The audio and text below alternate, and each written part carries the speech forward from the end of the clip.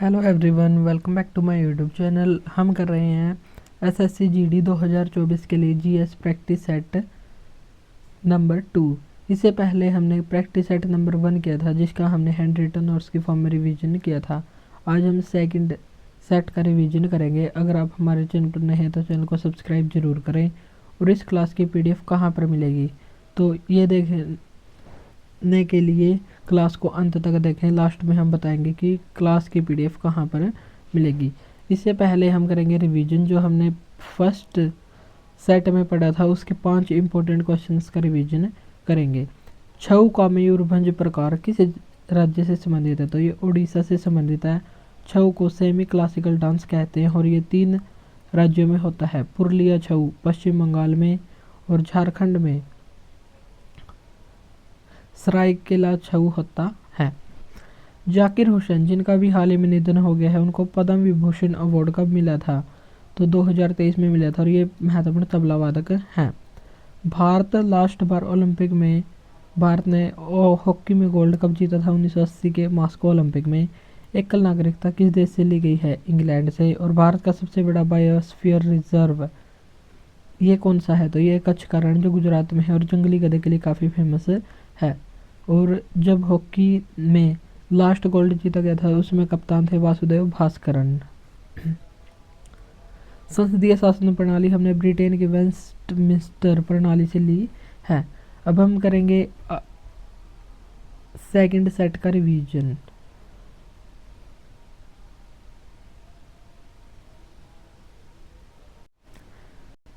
आज हम पूरा 20 मिनट में सेट का रिवीजन करने की कोशिश करेंगे। अरे 1-2 मिनट लेट भी हो सकता है क्योंकि हम पूरी क्लास का रिवीजन करेंगे। कत्थक से संबंधित महत्वपूर्ण घराने कौन कौन से हैं, तो कत्थक से संबंधित 3 महत्वपूर्ण घराने हैं, जयपुर, बनारस और लखनऊ घराना। और इसमें चौथा घराना रायगढ़ घराना को भी शामिल कर लिया गया है। कत्थक से संबंधित महत्वपूर्ण घराने, जयपुर घराना जिसके संस्थापक है भानु जी और इसमें पैरों की हरकत पर ध्यान दिया जाता है। बनारस घराना, इसके फाउंडर हैं जानकी प्रसाद और ये कत्थक का सबसे पुराना घराना है और इसमें चेहरे के भाव पर ध्यान दिया जाता है। लखनऊ घराना, ईश्वरी प्रसाद इसके फाउंडर हैं और ठुमरी गायन पर आधारित है और आध्यात्मिक पहलू पर इसमें ध्यान दिया जाता है। रायगढ़ घराना, महाराजा चक्रधर सिंह इसके फाउंडर हैं।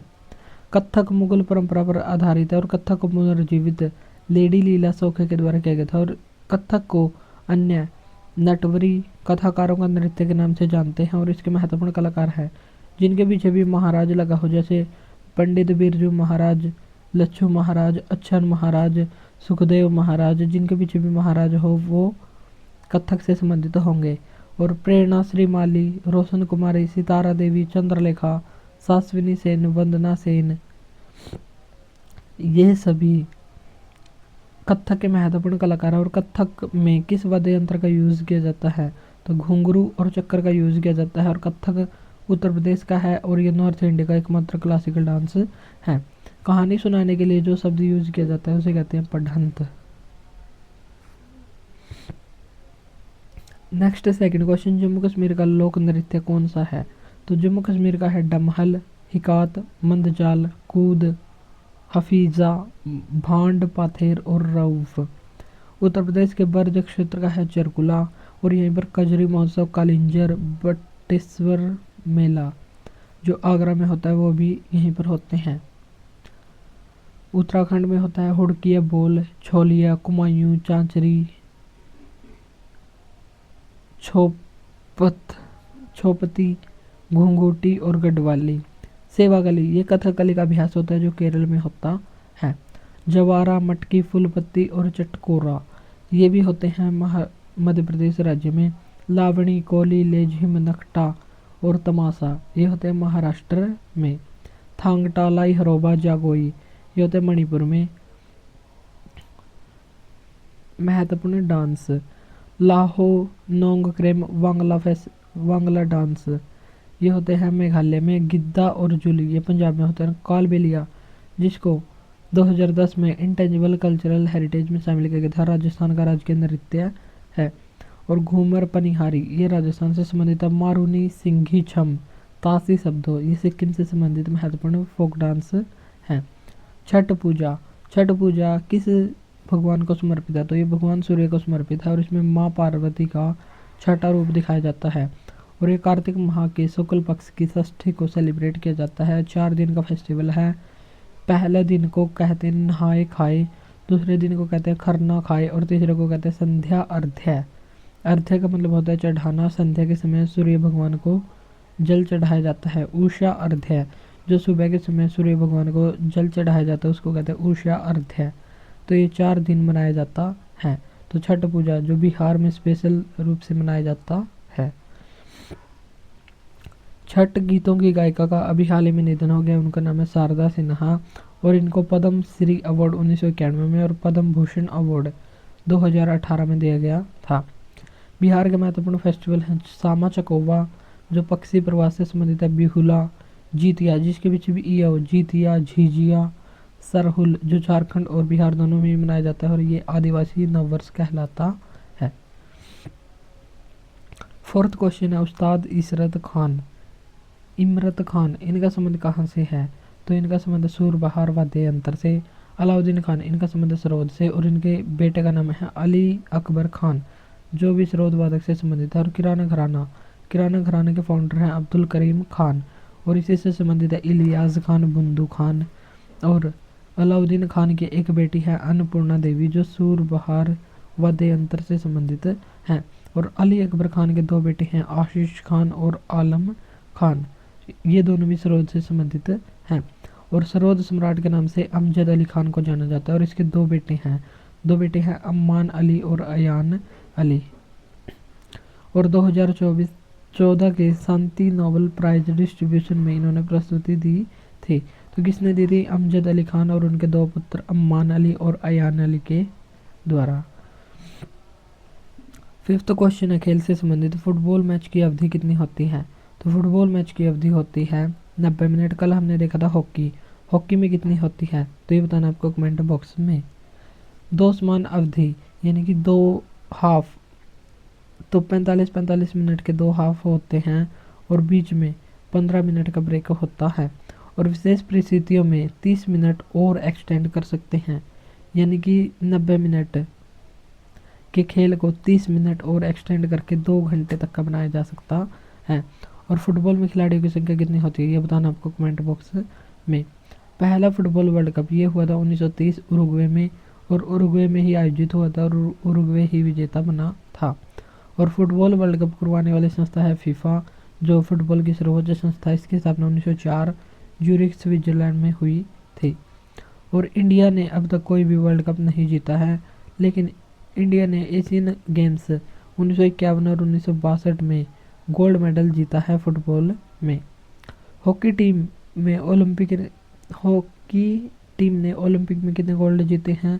1928 से 1980 के बीच 8 गोल्ड जीते हैं। फुटबॉल कौन से ओलंपिक में भारत ने फुटबॉल में बेस्ट परफॉर्मेंस हासिल की थी? तो 4था स्थान हासिल किया था 1956 के मेलबर्न ओलंपिक में और इसमें भारतीय फुटबॉल टीम के कप्तान थे समर बैनर्जी। इंडिया फुटबॉल संघ का निर्माण कब किया गया था? 1937 में। और भारत फीफा में कब शामिल हुआ था? 1948 में शामिल हुआ था। फुटबॉल का मैदान की लंबाई कितनी होती है? 90 से 120 मीटर और चौड़ाई 95 से 45 से 91 मीटर होती है।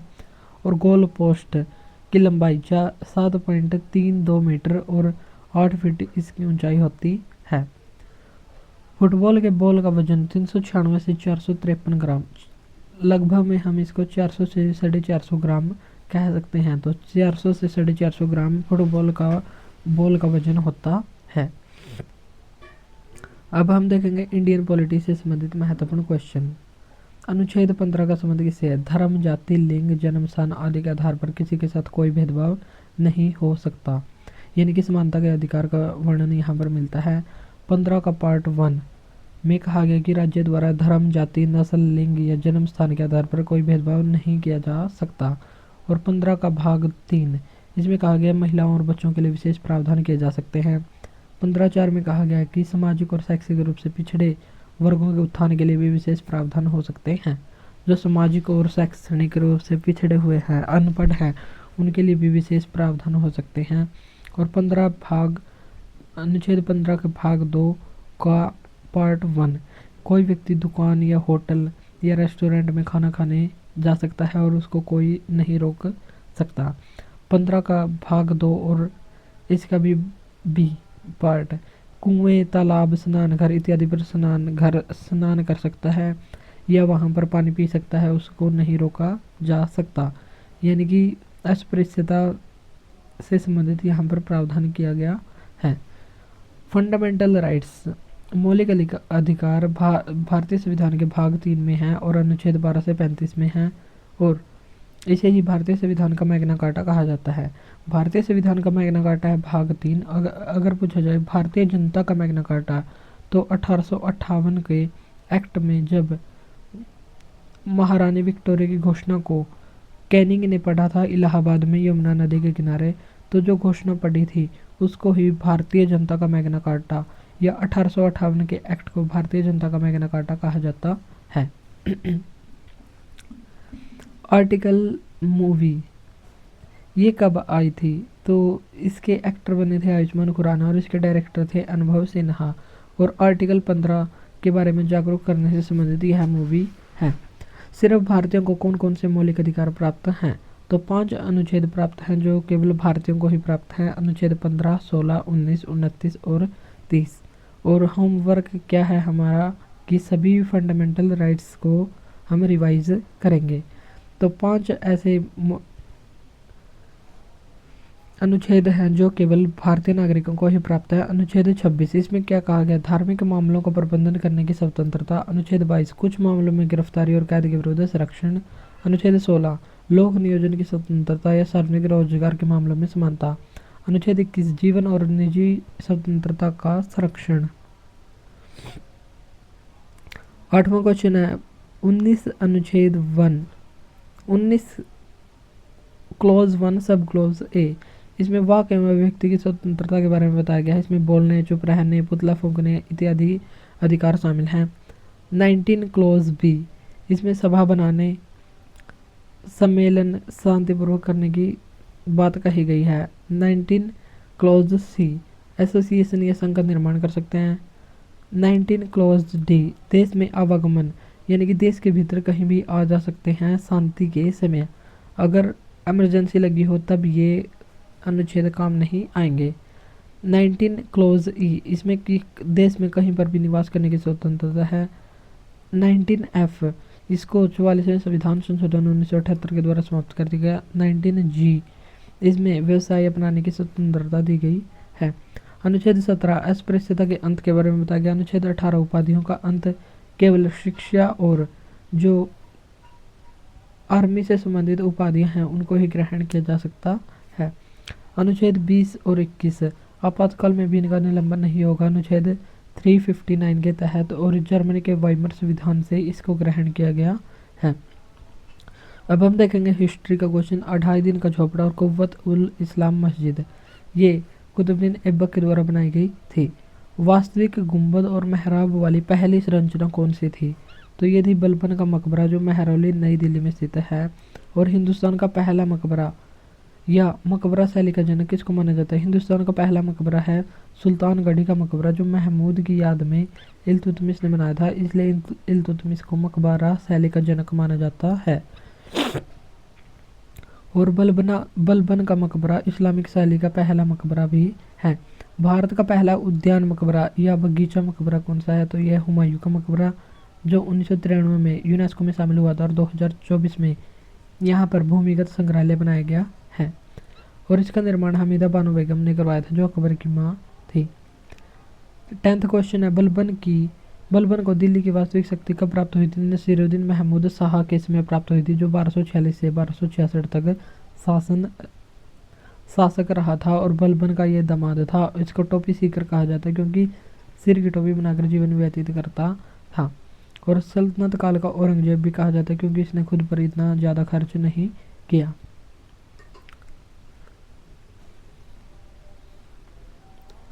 बलबन को नायब मुमलिकात या प्रधानमंत्री इसी के द्वारा बनाया गया था और बलबन का शासनकाल था 1265 से 87 तक। और मेवातियों के खिलाफ इन्होंने रक्त और लौह की नीति अपनाई थी और दिल्ली में लूट करते थे। ये मेवाती इसके लिए 3,000 अफगानों को सेना में भर्ती किया था और मेवातियों की खाल तक उतरवा ली जाती थी जब ये लूट करते थे। और पहला अफगानी वंश लोधी वंश बना था जिसने दिल्ली सल्तनत पर शासन किया था। और इसके समय सिजदा का मतलब है झुककर सलाम करना, और पाबोज पैरों को चूमकर सलाम करना। तो ये प्रथाएं भी बलबन के समय प्रचलित थी।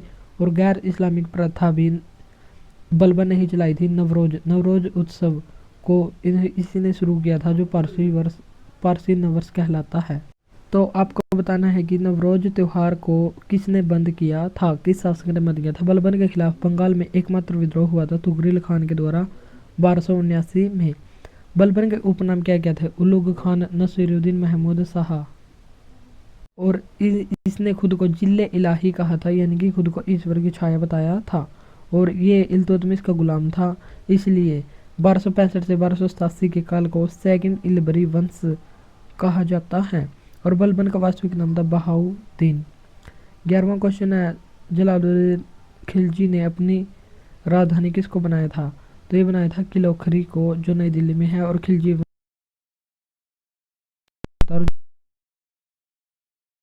तक, और अलाउद्दीन खिलजी 1296 से 1316 तक 20 वर्ष तक शासक रहा था। और जलालुद्दीन खिलजी को शाइस्ता खान की उपाधि कैगुबात ने दी थी, और इसकी हत्या अलाउद्दीन खिलजी ने की थी। 1296 में अलाउद्दीन खिलजी ने देवगिरी पर आक्रमण करके धन लूटा था, और इसमें यहाँ के शासक थे रामचंद्र देव। ट्राइटन किसका सबसे बड़ा चंद्रमा है? तो ये नेपच्यून या वरुण का है। टाइटन सबसे बड़ा चंद्रमा है शनि का। टाइटेनिया सबसे बड़ा चंद्रमा है यूरेनस या अरुण का। सर्वाधिक उपग्रह किस ग्रह के हैं? तो ये शनि के हैं 146। दूसरे पर है बृहस्पति जिसके 92 उपग्रह हैं। बुध शुक्र का कोई भी उपग्रह नहीं है। और मंगल के 2 हैं, फोबोस और डिमोस। पृथ्वी का एकमात्र प्राकृतिक उपग्रह है जिसका नाम है चंद्रमा, और ये 3,84,000 किलोमीटर दूर स्थित है। वरुण या नेपच्यून, इसका हल्का नीला रंग है और इसकी खोज विलियम हर्शल ने की थी। अब हम देख लेते हैं ग्रहों से संबंधित कुछ महत्वपूर्ण क्वेश्चन। सूर्य के सबसे नज़दीक बुध, यह है पृथ्वी के सबसे नज़दीक और सबसे छोटा है। दूसरा है शुक्र सबसे गर्म ग्रह है, इसे ही भोर का तारा, सांझ का तारा, पृथ्वी की जुड़वा बहन कहते हैं। तीसरे पर है पृथ्वी, और ये दूरी में तो तीसरे स्थान पर और आकार में 5वीं सबसे बड़ा ग्रह है, और इसे नीला ग्रह के नाम से जानते हैं। मंगल, इसको लाल ग्रह कहा जाता है। और बृहस्पति सबसे बड़ा ग्रह, और मंगल और बृहस्पति के बीच एक क्षुद्र ग्रह बेल्ट या एस्ट्रॉयड बेल्ट मिलती है। इसके बाद आता है शनि को वलयों वाला ग्रह कहा जाता है। अरुण और वरुण, इनको गैसीय प्लैनेट कहा जाता है। और अक्षुद्र ग्रह से जो सूर्य की ओर 4 ग्रह हैं, इनको आंतरिक ग्रह, पार्थिव ग्रह और स्थायी चट्टान से निर्मित ग्रह कहा जाता है। और जो एस्ट्रॉयड बेल्ट से बाहर की ओर 4 ग्रह हैं, इनको गैसीय प्लैनेट, बाह्य ग्रह और जोवियन ग्रह के नाम से जानते हैं। क्षुद्र ग्रह मंगल और बृहस्पति के बीच मिलते हैं, और ये छोटे चट्टानी ग्रह होते हैं। और सबसे बड़ा क्षुद्र ग्रह का नाम है सेरेस।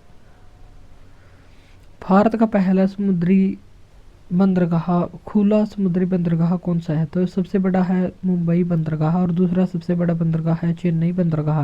और भारत में 13 बड़े बंदरगाह हैं और मैक्सिमम बड़े पोर्ट वाला स्टेट, तो मैक्सिमम सबसे ज़्यादा बंदरगाहों वाला राज्य है तमिलनाडु, जहाँ पर 3 बंदरगाह हैं। सबसे गहरा बंदरगाह है विशाखापट्टनम, जो आंध्र प्रदेश में है। और पहला निगमीकृत या कॉरपोरेटेड बंदरगाह ये है एन्नूर, तमिलनाडु में। और भारत का सबसे बड़ा कंटेनर पोर्ट ये है नाहवा सेवा, मुंबई में। और इसे पंडित जवाहरलाल नेहरू पोर्ट कहते हैं। तो हम देख लेते हैं पश्चिमी तट पर जो 6 बंदरगाह स्थित है। गुजरात में है कांडला बंदरगाह, जिसे दीनदयाल उपाध्याय बंदरगाह कहते हैं। महाराष्ट्र में है जवाहरलाल नेहरू और मुंबई बंदरगाह। गोवा में है मारमागुआ पोर्ट। और कर्नाटक में है मंगलुरु, और केरल में है कोच्चि। तो ये 6 हैं पश्चिमी तट पर। पश्चिम बंगाल पूर्वी तट पर है हल्दिया पश्चिम बंगाल में, पारादीप ओडिशा में, विशाखापट्टनम आंध्र प्रदेश में सबसे गहरा है। और तमिलनाडु के 3 हैं, तुतिकोरिन, चेन्नई और एनोर पहला निगमित बंदरगाह है। और 13वां बंदरगाह है अंडमान निकोबार में।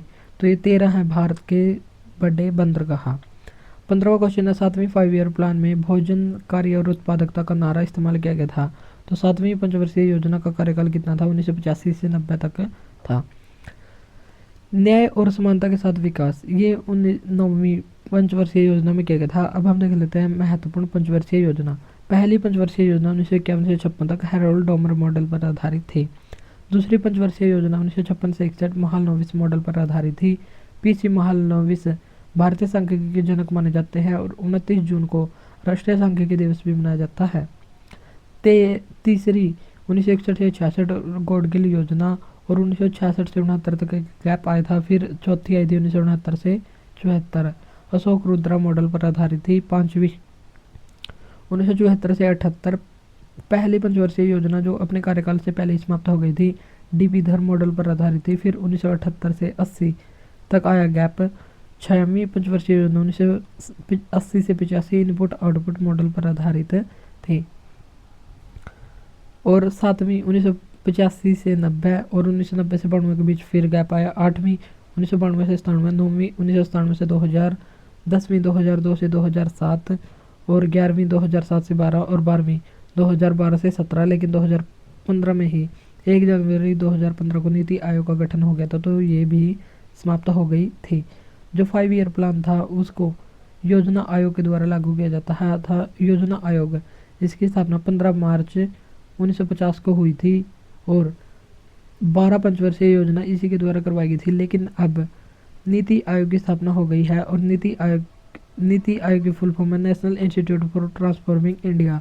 इसका अध्यक्ष प्रधानमंत्री होता है और इसके वर्तमान उपाध्यक्ष और इसके सीईओ ये बताना है आपको कमेंट बॉक्स में इनके नाम क्या क्या हैं। महालनोबिस भारतीय सांख्यिकी के जनक माने जाते हैं और 5 ईयर प्लान योजना हमने रूस से ग्रहण किया और इसका जनक स्टालिन को माना जाता है। स्टालिन ने 1926 में रूस में इसको शुरू कर दिया था। कौन सी 5 ईयर प्लान अनावृष्टि और 2 युद्धों के कारण प्रभावित हुई है? तो ये तीसरी पंचवर्षीय योजना हुई है जो 1961 से 66 तक थी। इसके बीच में भारत में 2 युद्ध हुए थे। 1962 में हुआ था भारत चीन युद्ध और इसमें रक्षा मंत्री थे वीके कृष्ण मेनन। 1965 में हुआ था इंडो पाक वॉर, भारत पाकिस्तान युद्ध और इसमें रक्षा मंत्री थे वाई चौहान।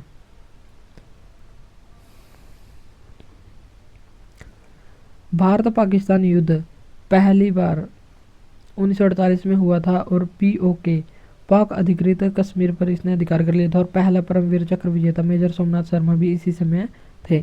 दूसरा युद्ध 1965 में हुआ। तीसरा 1971 में बांग्लादेश से बना था। चौथा 1999 कारगिल में हुआ था और कारगिल विजय दिवस 26 जुलाई को मनाया जाता है।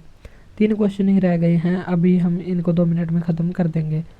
मायाविया निकट दृष्टि दोष को कहते हैं और दूर करने के लिए अवतल लेंस, कॉनकेव लेंस, अब या अपसारी लेंस का यूज किया जाता है। निकट की वस्तु इसमें साफ दिखाई देती है और दूर की धुंधली। जो निकट है तो निकट की साफ दिखेगी और दूर की धुंधली। और इसमें नेत्र गोलक बढ़ जाता है और प्रतिबिंब रेटिना के आगे बनता है। और इसके विपरीत है दूर दृष्टि दोष या हाइपरमेट्रोपिया। इसको ठीक करने के लिए उत्तल, कॉन्वेक्स या अभिसारी लेंस का यूज किया जाता है। दूर की वस्तु इसमें साफ दिखाई देती है और पास की वस्तु धुंधली। नेत्र गोलक इसमें घट जाता है और प्रतिबिंब रेटिना के पीछे बनता है। जरा दृष्टि दोष, इसमें द्विपक्षीय लेंस का यूज किया जाता है और इसकी खोज बेंजामिन फ्रैंकलिन ने 1784 में की थी। जरा दृष्टि दोष बड़ी उम्र में जो वृद्ध व्यक्ति होते हैं उनमें ज़्यादा होता है। लेंस की क्षमता का मात्रक क्या है? तो लेंस की क्षमता का मात्रक है डायोप्टर और शक्ति का मात्रक है वोट, ज्योति तीव्रता का मात्रक है कैंडेला और कार्य का मात्रक है जूल। और P = 1/f। f का मतलब होता है फोकस दूरी। और उत्तल लेंस की अक्षमता हमेशा पॉजिटिव में आएगी और अवतल लेंस की अक्षमता हमेशा नेगेटिव में आएगी। नारियल के तेल में कौन सा अम्ल पाया जाता है? तो लोरिक अम्ल नारियल के तेल में मिलता है। सरसों के तेल में कौन सा अम्ल मिलता है? इरोसिक अम्ल। पालक और टमाटर में मिलता है ऑक्सैलिक अम्ल। दूध और दही में मिलता है लैक्टिक अम्ल। ओलिव या जैतून ऑयल में मिलता है ओलिक अम्ल और घास में मिलता है बेंजोइक अम्ल। गेहूं, मांस और गोभी इसमें मिलता है ग्लूटामिक अम्ल। और प्याज और लहसुन में मिलता है एलिसिन एसिड। आंसुओं में मिलता है सियालिक अम्ल। स्याही और चाय ये इसमें मिलता है टैनिक अम्ल। चींटी और मधुमक्खी या बिच्छू जिसमें भी डंक होता है, डंक वाले जीवों में मिलता है फार्मिक एसिड या मेथेनोइक अम्ल। सिरका में मिलता है एसिटिक अम्ल और अम्ल और अक्षार को मापने के लिए एक पैमाना आया था जिसका नाम है पीएच स्केल। इसमें 0 से 14 तक गिनती लिखी होती है और 7 पर होता है उदासीन, 7 से कम अम्ल और 7 से ज़्यादा क्षार होता है। जितना ज़्यादा कम होता रहेगा अम्लीयता उतनी ही बढ़ती रहेगी और 7 से ज़्यादा जितना होता रहेगा उसकी अक्षार्यता उतनी ही बढ़ती रहेगी। तो प्रबल क्षारीय 14 होता है और प्रबल अम्लीय 0 होता है। कोशिका की खोज कब की गई थी? कोशिका की खोज 1665 में रॉबर्ट हुक के द्वारा की गई थी और ये मृत कोशिका थी। स्टडी ऑफ सेल कहलाता है साइटोलॉजी। और जीवित कोशिका की खोज लीवेनहॉक ने 1674 में की थी। ब्रह्मांड की सबसे छोटी कोशिका का नाम है माइकोप्लाज्मा और ब्रह्मांड की सबसे बड़ी कोशिका है शुतुरमुर्ग का अंडा। मानव शरीर की सबसे बड़ी कोशिका का नाम है शुक्राणु और मानव शरीर की सबसे बड़ी कोशिका जिसका नाम है अंडाणु या ओवम। और मानव शरीर की सबसे लंबी कोशिका है तंत्रिका कोशिका और तंत्रिका कोशिका की यूनिट कहलाती है न्यूरॉन्स। तो ये थी हमारी आज की क्लास जो मात्रा हमने 26 मिनट में कंप्लीट कर ली, 20 मिनट में नहीं हो पाई। और आज का प्रश्न है कोशिका का पावर हाउस किसको कहा जाता है? तो कोशिका का पावर हाउस बताना आपको कमेंट बॉक्स में। अगर आपको क्लास अच्छी लगी हो तो इसको लाइक और शेयर जरूर करें। और इस क्लास की पीडीएफ के लिए हमारे व्हाट्सएप नंबर का लिंक वीडियो के डिस्क्रिप्शन बॉक्स में दिया हुआ है, तो वहाँ पर मैसेज करें और ग्रुप में ऐड होकर पीडीएफ को प्राप्त करें। तो आज के लिए इतना ही, मिलते हैं नेक्स्ट वीडियो में। Thank you.